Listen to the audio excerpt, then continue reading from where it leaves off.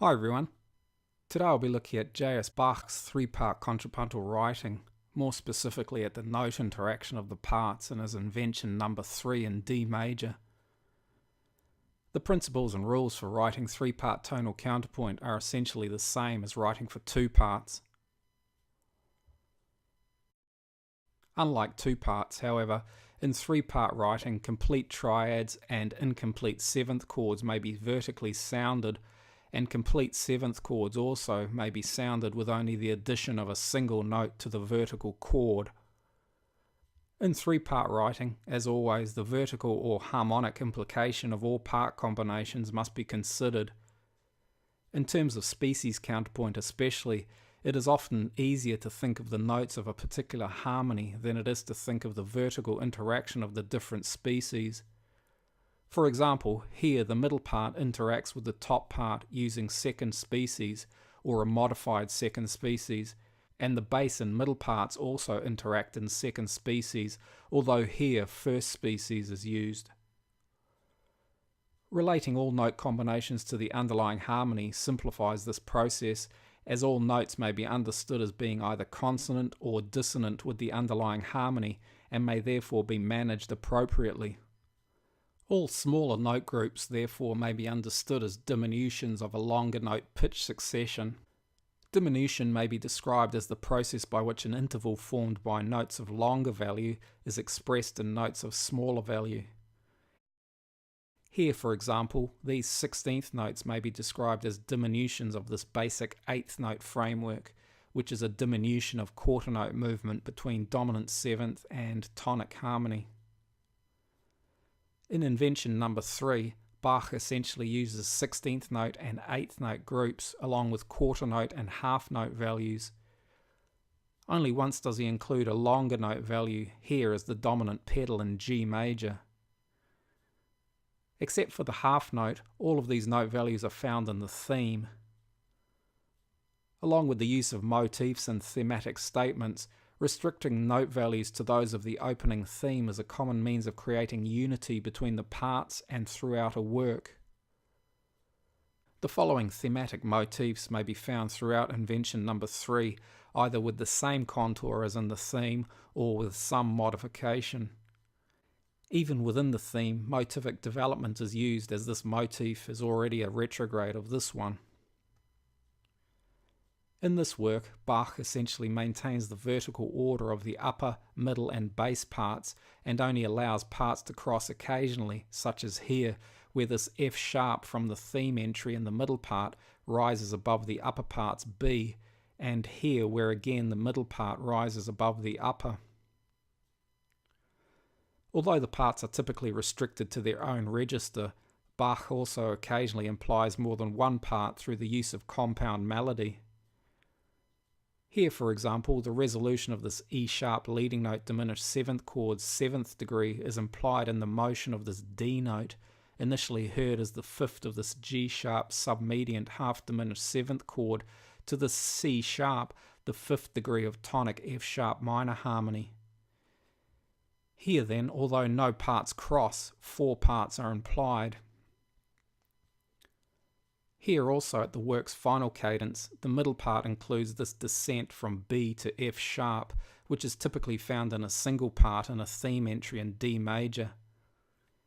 Here, however, the descent is displaced and found in the middle part, the voice leading of which includes this descent to the final F sharp, which not only sounds as a continuation of this descent, but also as a continuation from this E. The invention's texture is constantly changing, and although Bach uses a number of different vertical combinations, such as 2 parts moving in longer note values against 1 moving in shorter, he regularly uses 2 parts in 16th note combinations against a slower moving third part. Here, for example, moving over the underlying A dominant 7th harmony, the middle and bass parts both move in 16th notes against the tied half note in the upper part. The middle part contains the final descent of the theme, which then moves through the 16th note group to D at the beginning of bar 6. Against these notes, the bass part includes an ascent, which initially moves in contrary motion with the notes of the middle part and creates a voice exchange between A and C sharp. In this 16th note group, the harmony and non-harmony notes of both parts are aligned, while in the second group, the harmony notes essentially interact in thirds and sixths with each other and with this F sharp and B passing note. The use of thematic inversion, which in this invention is exclusively at the octave, is another feature of this work. The theme, for example, is used in inversion in the tonic key of D major, and also in a number of related keys, with each new entry an inversion at the octave of the original D major entry. Because the initial entry has an accompaniment which is only used here at the beginning, we must take the D major theme's true accompaniment from the bass entry here in bar 6. As you can see, the theme's initial 3 notes are doubled in thirds, a process which is repeated in each subsequent key. For this entry on the dominant A major, for example, the D major theme moves down a fourth and its accompaniment moves up a fifth. For the entry in the key of B minor, the D major theme moves down a third and its accompaniment moves up a sixth. And for the entry in the key of G major, the D major theme moves down a fifth and its accompaniment moves up a fourth. In all of these entries, the combined total which each part moves equals 9, the combined sum for invertible counterpoint at the octave.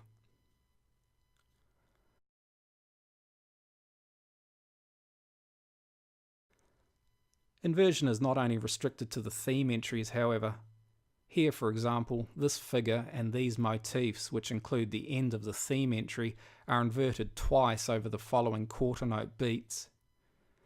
If we remove this E, which forms a 7/6 suspension, and replace it with its resolution D, we see that the figure and motifs interact at the intervals of a sixth and third between the root note and third of the underlying harmony.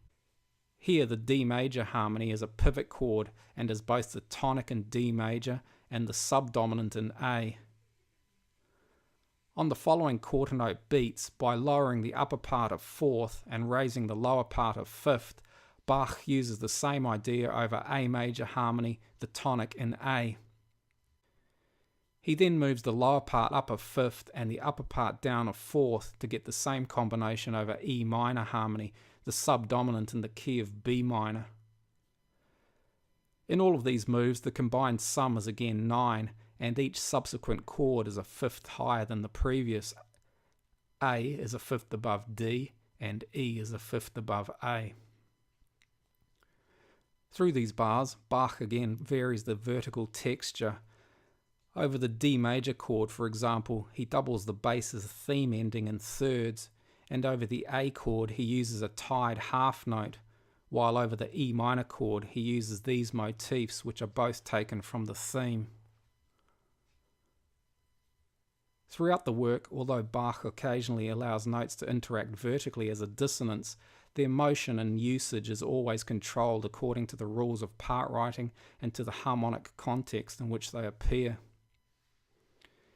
Here, for example, between the sustained B, the root note of the tonic in B minor, and the end of a B minor theme entry in the upper part, Bach includes this A natural passing note between B and G sharp harmony notes. Despite this A here sounding as a dissonance against these two Bs, our ear accepts it because it's on the offbeat of quarter note beat 1 and it passes between two harmony notes. Here also, although the texture is only in 2 parts, this D, the fifth of the underlying G major harmony, temporarily sounds as a fourth against the A passing note in the bass. And here this B sounds as a consonant sixth with this G, the seventh of the underlying A dominant seventh harmony, but is dissonant against the overall chord. This A and B combination also sounds dissonant against these notes in the bass, but here the B can be heard as an incomplete upper neighbour note to this A, and this B as a passing note between A and C sharp harmony notes.